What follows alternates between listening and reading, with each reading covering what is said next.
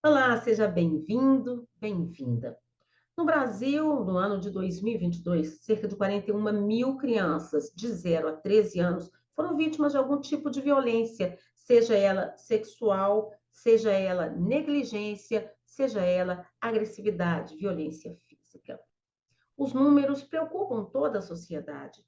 Em Belo Horizonte, um estudioso da UFMG revela quais as consequências que podem ser geradas por essa violência que impacta as nossas crianças, os nossos adolescentes. Crianças sob risco, dentro e fora de casa, uma sociedade adoecida. Eu sou Etel Corrêa e esse é o Fato em Foco. Eu recebo hoje, então, o professor Ed Wilson, ele que é pesquisador da UFMG e que tem um estudo, uma pesquisa profunda falando sobre o impacto da violência na vida dessas crianças e adolescentes. Professor, seja bem-vindo aqui ao Fato em Foco, viu? Obrigado, Etel. Sempre um prazer estar com vocês. Então, professor, uma situação que vem nos preocupando muito nas últimas semanas e que chamou nossa atenção, a morte daquela criança de apenas 7 anos em Lagoa Santa, supostamente por maus tratos, claro que está sendo investigado, mas uma criança aí com sinais de desnutrição, uma criança que o irmão narra que sofria punições severas do padrasto porque ele seria teimoso. Quer dizer que criança saudável não é teimosa ou não é levada, não é? Isso suscitou uma discussão sobre a correção dos filhos das pessoas que estão tuteladas por nós. Aproveitando que a gente está fazendo aí, completando 10 anos da Lei da Palmada, né, que estimula um outro tipo de educação, a gente queria trazer isso aqui, essa discussão. Como que esse mapa, esse histórico, essa pesquisa que o senhor fez da violência, que dados ele traz a respeito disso? É possível falar sobre o número de crianças hoje que são agredidas em casa, na rua, na escola? O que, que essa pesquisa traz? Olha, Etel, eu acho que essa nossa conversa hoje ela vem uma hora bastante oportuna, né? Porque além dos dados que a gente pesquisa aqui na UFMG, essa semana nós tivemos a divulgação do Atlas da Violência. É uma publicação muito robusta, né? E ela vem ilustrar, talvez de forma o mais consistente possível, do que qualquer outro estudo que tem ali o seu contexto local, os dados nacionais. Então, os números eles são assustadores, né? E muitas vezes a gente resume essa análise desses dados pensando sob a perspectiva de reduções ou de aumentos. E qual que é o grande problema quando a gente pensa em simplesmente aumento ou redução da violência contra crianças e adolescentes? Porque pelo fato da violência ser um fenômeno social na sua origem, então às vezes alguns eventos da sociedade fazem com que a gente enxergue as violências com um foco maior, ou, por outro lado, negligencie a forma de enxergar essas violências, né? Então, esses dados, por exemplo, hoje, eles mostram que, de todos os tipos de violência, separando as violências letais e as violências não letais, ou seja, aquelas que determinam a morte de uma criança e aquelas que não determinam a morte de uma criança, sem levar em consideração o quão grave é a violência, mesmo não levando à morte.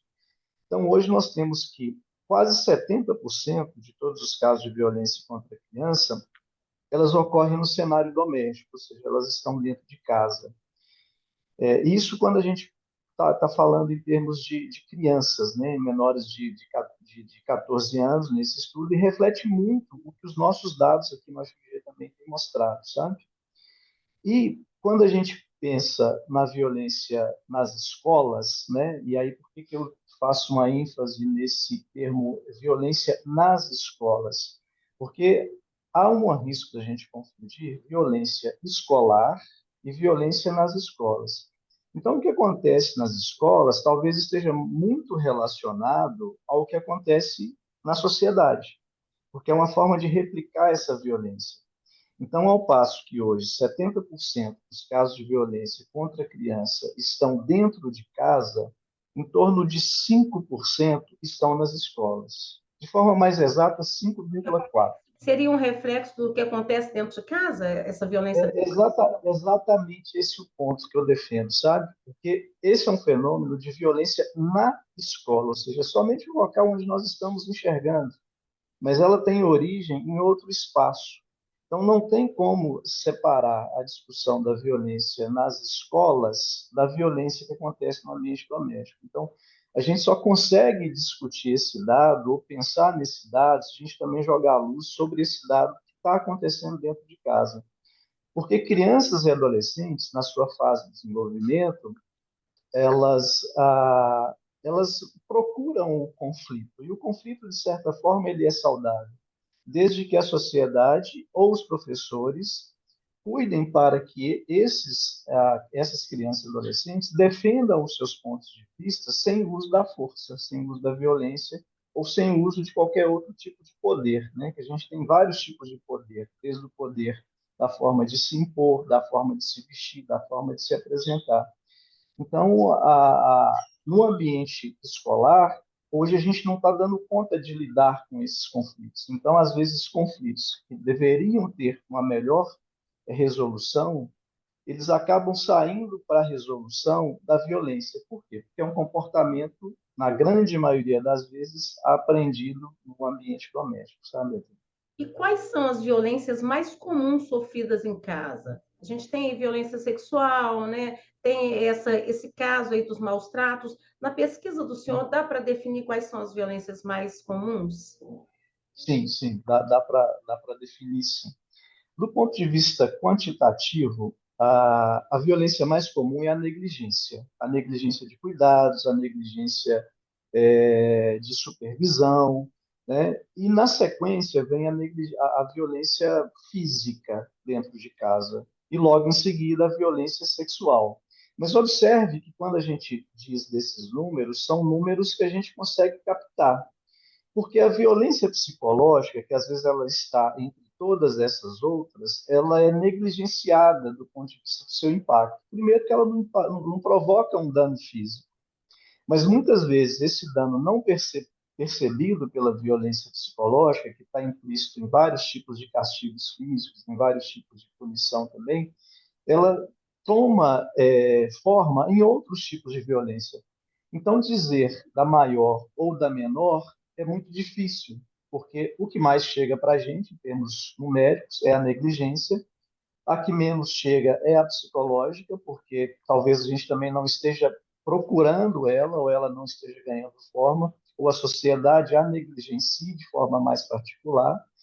A violência física, muitas vezes, nós só temos os números quando ela é desmedida, ou seja, quando ela de fato perde a mão, que ela está no dia a dia, mas ela só chega ao conhecimento da sociedade, da escola ou do serviço de saúde quando o violentador ele erra a mão. Porque o abusador, o violentador físico, ele é um indivíduo que ele bate onde as pessoas não vão encontrar. Ele machuca até certo grau. Então, ele é, de certa forma, punitivo, no sentido de ter uma medida, em qual é o peso da mão, qual é o peso do instrumento utilizado. E somente quando ele perder a mão, um profissional de saúde vai identificar, uma escola vai identificar com mais facilidade, o vizinho vai identificar. Mas até que ele perca a mão, a violência que uma criança foi sofrendo ali ao longo da vida dela foi provocando danos psicológicos que são dificílimos de serem identificados. O que me leva a entender que a violência que leva à morte, ela pode ser um somatório de pequenas violências já cometidas antes, frequentemente, né, professor? Perfeitamente, perfeitamente. A gente não consegue sequer, Ethel, estimar qual dessas violências provoca um dano maior, sabe? Até por isso eu procuro trabalhar com elas no seu conjunto. Então, por exemplo, até para o ensino de graduação, eu não separo os tipos de violência para dar uma aula para o futuro profissional de saúde. Até porque elas não são facilmente separadas para o indivíduo que sofre, porque junto com a violência física vem a psicológica, junto com a sexual vem a física, sabe? Então elas não são facilmente separadas e o efeito dela a gente não consegue medir de forma exata qual tem o maior dano. Talvez se a gente considerar o imediatismo, né? A violência sexual nos choca mais enquanto sociedade E a física, no seu extremo, por levar à morte, também nos choca. Mas as outras violências, de certa forma, elas têm ali a sua tolerância do ponto de vista da sociedade. Eu tenho um dado aqui que é de 2022, né? Ele foi trazido em 2023. 2022 foram quase 41 mil vítimas de 0 a 13 anos, e aí vítimas de violência sexual, física e negligência, como o senhor colocou, né? E dessas 41 mil, 7 mil tinham apenas entre 0 e 4 anos. Mais de 11 mil entre 5 e 9 anos e mais de 22 mil entre 10 e 13 anos. Quer dizer, naquele momento mais tenro da idade em que ele está formando a sua personalidade, o que também pode trazer reflexo no adulto que essa criança vai se tornar, né? Exatamente. E é um período de maior vulnerabilidade, né? Porque se a gente pensasse na história natural de uma criança abusada, à medida que ela sobrevive, se ela sobreviver, ela vai adquirindo força física e ela vai adquirindo também uma força mental. Então, em algumas situações, a violência física rotineira, ela culmina lá na frente com a fuga de casa, a saída de casa, o envolvimento em outros tipos de violência, ou até mesmo suicídio, né? Então, a violência ela está de forma mais marcante no início da vida, né? E ela vai reduzindo em termos de número ao longo da vida. O que a gente também não pode confundir com a naturalização da forma de perceber, né? Porque uma criança que é abusada, e aí eu vou tomar o exemplo da violência sexual, desde os 2, 3 anos de idade, ninguém chegou para essa criança para dizer que aquilo era um abuso sexual, né? O violentador ele foi cínico a ponto de passar para ela que aquilo era uma forma de carinho. E talvez aquela fosse o único momento onde ela recebesse a atenção de alguém. Então, aos 10, 11 anos de idade, enxergar aquilo como uma violência não é fácil para uma criança. Assumir que foi violentada também não é fácil, porque é, ter a exata medida de onde deixou de ser carinho, de onde deixou de ser cuidado e virou uma violência, e aí ressalto, sempre foi uma violência, mas a criança não percebeu aquilo o tempo inteiro como violência. E quando ela percebe que aquilo estava errado, ela pode sentir culpa e se esconder também, né, professor? E observe que vai ser natural que ela negue, e vai ser natural também que ela continue sendo violentada a partir desse momento por quem tenta cuidar. Porque imagine uma criança que foi violentada a vida inteira por um pai, uma mãe ou um avô, e de repente, quando essa violência ela ganha a cena, quando ela é revelada, se essa criança ela for o pivô de uma separação familiar, ela for o pivô de uma cisão familiar, ela vai carregar consigo a culpa ou vai ser culpada para o resto da vida. Então, ela vai trocar uma forma de sofrimento, que era psicológico, que era físico, que era sexual, por uma forma de abuso agora que vai seguir com ela o resto da vida, e muitas vezes de forma psicológica. É um Então, peso. é como se o remédio, em algumas situações, ele fosse também violentador, né? Então, ninguém tem dúvida que quando uma criança ela é retirada da guarda daqueles que deveriam cuidar dela, que isso também não seja uma violência, né? Então, é como se o cuidado para uma violência, ele necessariamente ele passa por outra violência também. Certo. Agora, quais seriam as saídas, então, para a gente ajudar as nossas famílias a serem menos violentas ou menos negligentes, uma vez que muitos pais ainda pensam que, né, dar um puxão de orelha, dar uma palmada não é violência, mas e cometem isso, e às vezes, como o senhor disse, às vezes erram a mão. Qual seria a saída, né, para a gente ter ali um ponto de equilíbrio dentro das famílias? Olha, Théo, como a violência ela é um fator, né, ela é um processo causado por outros processos, então acho que a sociedade, enquanto sociedade no seu conjunto, ela precisa evoluir para a garantia dos plenos direitos, e desses plenos direitos está o direito de viver em uma sociedade isenta de violência.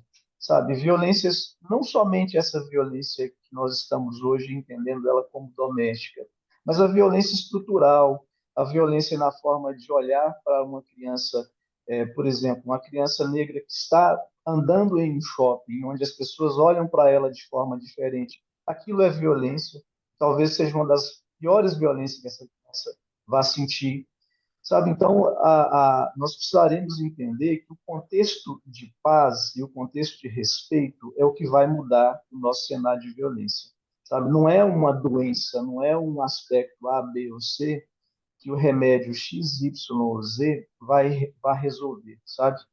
É preciso que as bases estruturais que deem sustentação à sociedade, ela evolua de tal forma a enxergar a violência como um fator gerado por outros processos e gerador de outros processos também. Então, não é uma resposta simples, é uma resposta complexa e sem uma receita. Para um problema complexo, uma resposta complexa. É, Né? Agora, é, professor, o senhor trouxe aí para mim a deixa para um outro assunto que eu ia colocar. Também nessa última semana agora, a gente teve uma violência dentro da escola, né? A situação de um menino de 13 que agride uma menina de 12 e um coleguinha de 13 que tenta socorrer essa menina, né, essa adolescente, situação de violência dentro da escola, e que a gente vê que tem por trás a questão da inclusão, porque uma criança autista, né, teria sido autora dessa agressão. Nessa situação, pode não ser alvo da sua pesquisa, mas enquanto pesquisador, como é que o senhor vê esse outro tipo de violência, né, que a gente tem visto frequentemente em escolas, alunos que deveriam estar incluídos, mas que na inclusão você tem alguns incidentes no caminho que colocam em risco a vida de outras pessoas. Nesse ano teve um outro também com esse tipo de problema que agrediu uma funcionária de uma escola, né? E que ela também chegou a ser hospitalizada, né? Então é uma outra situação de violência que tem acontecido. uhum.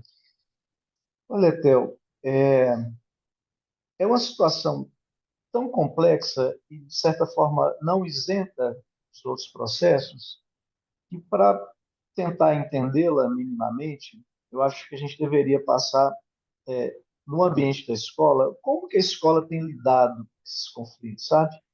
Porque hoje também sabemos que os professores, os educadores, melhor dizendo, eles se veem em uma situação de constrangimentos, por assim dizer, pelo próprio contexto de violência, né? Então, às vezes, hoje, no sentido de talvez corrigir alguns conflitos, alguns professores se isentam dessas discussões. Hoje, pela necessidade de tomarmos lado A ou lado B, ou termos sempre uma opinião formada sobre alguma coisa, as discussões mais complexas elas não são levadas para as escolas, né?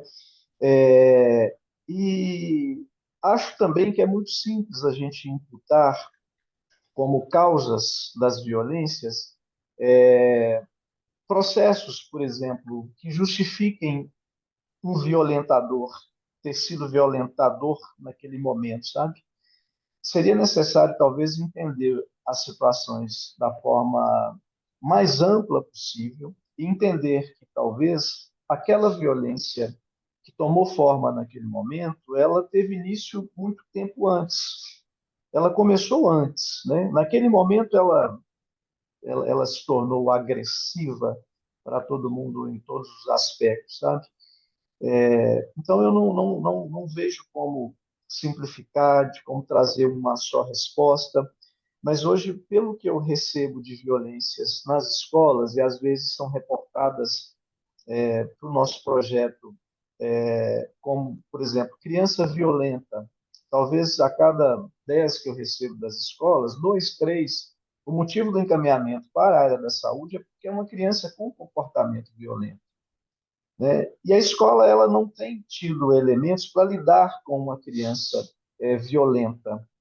Ela não tem conseguido, às vezes, e aqui generalizando, claro, lidar com os conflitos no sentido de entender que os conflitos existirão, eles serão naturais naquele espaço, mas é necessário formar essa meninada e a sociedade de um modo geral para lidar com os conflitos, com o ponto de vista, com as diferenças de desejos, com as diferenças de posse, com as diferenças de expectativas de aparência, com as expectativas de grupo, né? Porque à medida que a adolescência vai se aproximando há uma tendência grupal dos adolescentes, então cada um vai procurar a sua, entre aspas, tribo ali, né? Então talvez seja necessário repensarmos também a formação dos profissionais das escolas e darmos elementos para que eles comecem a lidar com essas particularidades da violência de forma transversal, mas nunca de forma desalinhada do contexto de vida desses indivíduos em casa, porque somente a pontinha das situações estão na escola, sabe? Por trás de muita situação de violência, vejo que tem também uma questão de desestruturação familiar e, às vezes, até de um desabastecimento em casa, né? Uma É, questão bem psicossocial, né? E que ela acaba desembocando na escola, não é, professor? e a sua fala ela é tão importante, tão certeira, por exemplo, das intervenções que a gente faz para crianças vítimas de violência, a mais frequente, a que a gente mais faz é reorientar o cuidado dos pais, sabe? É realinhar o cuidado dos pais. Eu sempre costumo, nas minhas aulas, utilizar a seguinte expressão: pais que maltratam filhos precisam ser cuidados sempre, punidos se necessário, sabe? Porque por trás de uma violência pode haver outras violências, e às vezes a violência ela não é necessariamente entendida como violência. As restrições econômicas, as restrições sociais, as questões institucionalizadas, né? A questão comunitária, enfim. Então, há uma série de processos por trás de processos. Tá certo. Para a gente encerrar, qual que seria aí, nas suas considerações finais, o caminho, então, para a gente equilibrar essas situações? Teria que haver um realinhamento pedagógico, uma forma diferente de abordagem das famílias, não apenas dos alunos? O que que o senhor propõe? Olha, do ponto de vista pedagógico, e acho que aí eu estou talvez até extrapolando a minha área para falar do pedagógico, né? É necessário entendermos os processos de mudança do indivíduo, né, enquanto criança, e é uma fase que ele muda muito. Os pensamentos eles mudam muito, né? E isso é retratado às vezes até em filmes, né? Há o filme que foi lançado aí essa semana, me fugiu o nome aqui agora, mas ele retrata exatamente como os comportamentos eles incidem na forma de pensar e no comportamento das crianças. E talvez, se nós tivermos profissionais de saúde e da educação muito fechados em caixinhas, muito formatados para não entendê-los na sua complexidade e na sua fase de desenvolvimento, tentando lidar sempre com as mesmas, entre aspas, armas para o fenômeno dos conflitos, para o fenômeno da violência, nós não vamos dar conta, sabe? Ou o professor e o profissional de saúde se adaptam à fase de desenvolvimento e à fase, a questão da geracional mesmo dessas crianças hoje, nós não vamos conseguir lidar com elas, sabe? Então, é extremamente pertinente que hoje os processos pedagógicos eles considerem de forma o mais próxima possível a questão do desenvolvimento, sobretudo na adolescência, que é por vezes negligenciado na área da saúde, né? Hoje diversos cursos da área da saúde sequer tem aulas sobre adolescentes. Hoje há alguns cursos de especialização na área pediátrica, eu não estou falando de pediatra médico, mas na área pediatra para vários profissionais que sequer tocam nas especificidades de adolescentes, né? Uma fase de mudanças complexas na vida e que a gente os entende muito pouco. Ou é crianças crescidas ou são adultos muito pequenos, né? Seria muito redundante colocá-los nessa caixinha e uma massa tão expressiva hoje da sociedade que responde por quase 17% de toda a população brasileira está nessa idade entre 10 e 19 anos de idade. Tem que ter uma atenção para esse público, né? Exato. Muito obrigada, então, viu, professor, pela sua colaboração aqui, viu? Obrigado você, Theo, pela oportunidade. Até a próxima. E fica aqui, né, aquela nossa reflexão. É preciso que nós possamos pensar na nossa pedagogia, é preciso que nós possamos pensar nas famílias e buscar o acolhimento das famílias que estão adoecidas, para que as nossas crianças e adolescentes possam ser seres humanos mais maduros, melhores e que não sofram as consequências principalmente da violência que vai dentro de casa. Muito obrigada pela companhia. Esse foi mais um Fato em Foco. Você me encontra pelas redes sociais, eu estou no @EtelCorrêa_jornalista, estou também na TV Alterosa todos os dias, estou no canal do YouTube com o meu Pod Fato, toda quarta-feira, às 7h30 da noite. Segue a gente lá, se inscreva no nosso canal e a gente se encontra aqui também no Portal Uai. Tchau!